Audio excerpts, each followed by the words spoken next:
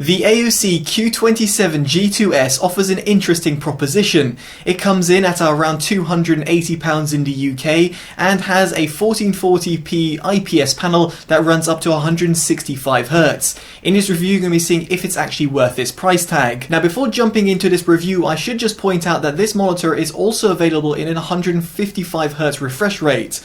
Now, I can't comment on this monitor, but the model that we have on review should be available across Europe and has a 165Hz refresh rate, and I can definitely certify that it runs at 165Hz without any sort of frame skipping issues. Now, this perfectly leads me onto its refresh rate, because the monitor does indeed run at 165Hz at 1440p, although it's worth bearing in mind that is when you are connected over DisplayPort. I had no such issues when connected over to my RTX 2080 Super.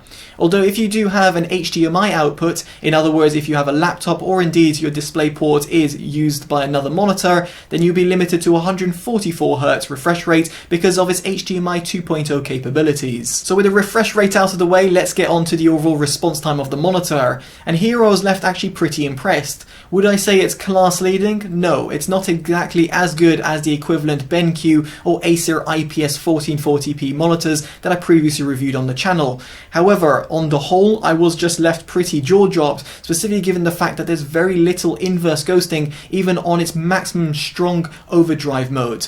Here, even if you're playing graphically intense games such as Destiny 2 or even Halo Infinite, you're going to notice very little purple trailing. And let alone if you're playing a more potato-looking game such as Counter-Strike, you'll find that there's very little inverse ghosting, and therefore means that you can always hit your op flicks or indeed aim towards the enemy's heads without having any sort of issues. Speaking of which, in terms of the monitor's input lag, it's also pretty impressive. Yet again, it's not as class leading as some of its competitors, but will definitely suffice for a lot of gamers out there. Of course, if you're a hardcore FPS gamer, you might want to look elsewhere, because here input lag is going to be very important to you, like it is for me when I'm playing at a higher level of Counter-Strike. Now, what I will say over here is that you'll want to leave the low input lag mode permanently enabled through the OSD. I'm not even sure why it's an option, and I'll showcase this in the OSD section of this review, but nevertheless, what I should point out is no matter what type of gamer you are, in other words casual or more of a hardcore gamer, you'll definitely want to leave this option enabled in order for you to benefit from the lowest input lag of this monitor. Now elsewhere, it's worth bearing in mind that this monitor does have a boost overdrive setting. This does limit the peak brightness at the expense of giving you a better response time, but as I did mention, the overall strong response time of the monitor does a sufficient job, at least in my opinion. Likewise, when it comes to MBR, in other words motion blur reduction, you can enable this with 20 level increments, 20 being the highest, and indeed yet again limiting the peak brightness. These are not features that I see myself using, but I do appreciate some people will want to use them, and as such you should just be bearing in mind that you can't run MBR and or the strongest overdrive mode, in other words boost mode, while simultaneously running AMD FreeSync or NVIDIA G-Sync. So now we get on to more casual gaming, and the reason I bring this in is because we're going to talk about NVIDIA G-Sync and AMD FreeSync. Now, while this monitor does not have a G-Sync module built in and therefore can't benefit from the full VRR range from 1 to 165Hz, it can go from 48Hz to 165Hz, which still does give you a pretty nice margin. Now in this respect, I've got an RTX 2080 Super, and while connected over DisplayPort, I had no problems to report on the G-Sync pendulum demo in terms of artifacts or any sort of flickering. Likewise, when I played Destiny 2, I was able to run it with HDR simultaneously playing with G-Sync, 1440p and 165Hz. Now of course your mileage may vary, but given this monitor is a G-Sync compatible certified monitor, it means that most people that have an NVIDIA graphics card will be able to run the FreeSync technology, in other words the tear-free gaming experience than one might expect. And of course if you have an AMD graphics card, you shouldn't have a problem either. Now I did quickly touch upon HDR, and indeed this monitor can take an HDR signal. Now while it's not shouted about on any of the product page on the manufacturer's website or indeed via retailers, I can confirm that HDR did work with my setup. Now in this respect, it is worth bearing in mind that the HDR certification isn't there, and it's no surprise because, well, it doesn't reach over 600 or 1000 nits, and as a result, if you want a true HDR lifelike experience, then you're going to want to invest in a lot more expensive monitors out there on the market that give you that certification. Ultimately, what I'm trying to say over here is that it does accept an HDR signal. Should you wish to use it or not is completely up to you. Now for console gamers, this monitor will run at Full HD at 120Hz, be it on Xbox or PlayStation. If you have an Xbox, you can run at 1440p at 120Hz, and as Sony does not support 1440p natively, but thankfully this monitor does support a 4K input, in other words virtual 4K, and as a result you can also output 4K, again virtually, via this monitor, no matter if you've got an Xbox or a PlayStation. If you want some more information as to a little bit of a monitor buying guide, specifically if you're a console gamer, be it partially or fully, do check out my dedicated video. It'll be down in the description below, or indeed up on your pop-up banner. Now with the gaming section out of the way, what about when it comes to image quality? Now this monitor runs a 1440p 27-inch IPS panel, and when I put it across my Datacolor SpiderX Elite calibrator, I noted a 99.7% sRGB gamma coverage and 113.3% sRGB gamma volume. You can see here how it compares to the sRGB standard, in other words it being a little bit overzealous in terms of the warmer tones. Now as for color accuracy, it was stupendously good when set to the sRGB mode. An average delta of 1.09 and a maximum of 2.85 means that it's perfectly suitable for image editing or video grading, at least to a certain degree. Now the only thing to bear in mind over here is that the sRGB mode does lock the peak brightness, and we'll touch upon this very shortly, and as a result if you do run it in terms of it's one of the other modes, in other words let's say warm mode, the average delta will unsurprisingly drop because it's not exactly tuned to the sRGB standard. Here I had the warm mode tested via the Datacolor SpiderX Elite at 2.77 average delta E and a maximum of 6.07. Further away from 0 makes it less accurate, and as a result if you want to do some serious image work or video grading, you'll definitely want to resort to the sRGB mode. Now given this monitor has an IPS panel, it's no surprise that its contrast ratio is a little weak in comparison to an equivalent VA panel.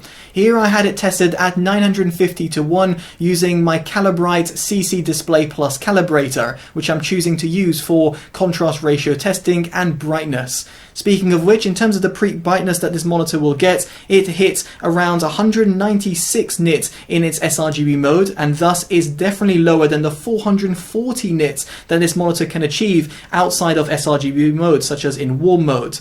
Now its minimum brightness gets down to 35 nits, which is definitely good, and as for the boost overdrive or the MBR modes, it will be limiting it to 120 nits and indeed locking it at this lower brightness level. Now this perfectly leads me onto brightness uniformity, and as you'll be able to see from your screen right now, my panel didn't do too well in terms of its top segment, but it's not overly bad, specifically given the overall asking price of the monitor. Similarly, when it comes to backlight bleed, I did notice a little bit of bleed in terms of the all four corners, but yet again it didn't disturb me too much when I was playing games. But I do appreciate that some people are sensitive to backlight bleed, and as a result, if you are going to be one of those type of people, then you're going to want to look at a VA panel or a TN panel instead of an IPS panel altogether. Now moving on to the monitor's OSD, and it can be accessed through a set of buttons found towards the bottom right hand side of the monitor. It's a little bit awkward to press, but once you do access the menu settings you do have a whole slew of options. Now through the luminance tab you do have the contrast, brightness, eco mode and gamma modes, which you can adjust to your heart's content, and of course will be very subjective. As for DCR, I'd leave this disabled, it's dynamic contrast ratio, and as for HDR mode, it'll get enabled automatically when you have an HDR signal. If however you're on an SDR signal, you can enable HDR picture, movie or game mode, although I would suggest leaving these disabled because it does play around with the color accuracy.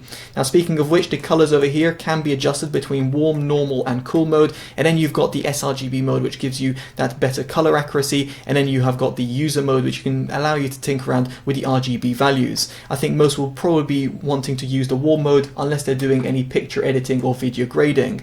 As for picture boost and OSD setup, I suspect most people won't be accessing that and or using those features, but of course your mileage may vary. Now as for the gaming settings, I would leave the game mode as disabled, in other words off. If you go through the other modes, it does tinker around with the colors, and to be honest, from my own eyes and my own experience, it completely throws them off, and therefore means that you can't really see your enemies as well. And info over here, you've got low input lag mode. You're going to want to leave this enabled permanently, and I can't see why it's an option through the OSD menu. Nevertheless, the strong overdrive mode is what I suggest, as I did mention before, but you have got a few different options. Now, the one to point out over here is boost mode, and you might be able to see a bit of flickering on my camera, but it's not visible in real life, at least not to my eyes. Now, the boost mode overdrive is not enabled or not accessible when you have G-Sync enabled, and likewise the same could be said about MBR mode, which also gets disabled when you have G-Sync or indeed FreeSync enabled. So things to be worth bearing in mind. As for the MBR mode, it's got 20 level increments, which does also lock the brightness to its own levels and will again induce flicker on my camera, but will not be visible in real life. Now moving on, we get onto the build quality and the stand, and here I'm pretty impressed given the price of the monitor. It has a three-side borderless design and has a black and red finish, which I'm sure won't appeal to every person out there, but in my opinion I've got no issues. As for the stand itself, it's made out of plastic and might seem a bit flimsy at first, but once you do attach the monitor, I did find no problems whatsoever in terms of it being wobbly. And here you can also have height, tilt, pivot and swivel adjustments, which is great to see. In other words, you can find the right ergonomics no matter your sort of desk type or indeed in terms of your setup.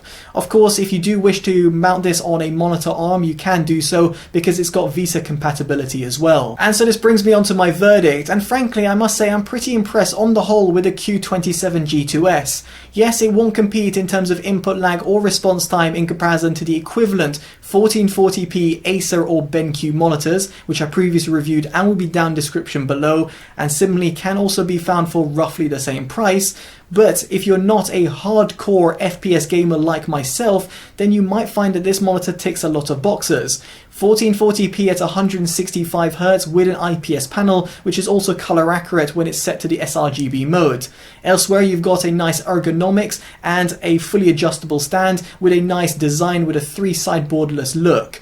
Elsewhere the OSD is very comprehensive, and more than anything, it comes in at an affordable price point at £280. Suffice to say, I'm pretty impressed for what the monitor is intended for, and indeed for the types of gamers that will be looking to buy this monitor.